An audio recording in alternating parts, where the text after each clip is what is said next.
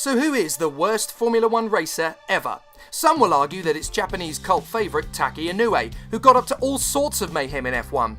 He flew to Britain to seek a racing career and was accidentally directed to Newmarket by somebody at Heathrow. Whoops, not that kind of racing, mate. He eventually got the backing to move up through the ranks before making his F1 debut with the Simtek team in 1994 in Japan. He then found the sponsorship to sign for a full-time drive at Footwork in 95, but the season was full of disasters and comedy failures.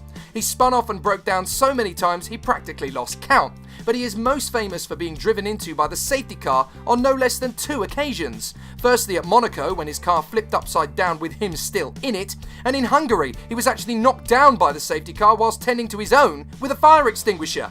And that's not all. One of his generous benefactors made him suffer the humiliation of queuing in line for world champion Michael Schumacher's autograph, even though they were racing against each other in the same sport. It beggars belief, doesn't it? At Spa, during a press conference, he blamed some of his poor performances on track on recurring toothache. And then at Monza, the championship rivals Schumacher and Damon Hill took each other out in their attempts to avoid Taki Inoue whilst they were lapping him. In fact, the whole season was a write-off, and it looked like it would continue into 1996 with the Minardi team before the money finally ran out for good.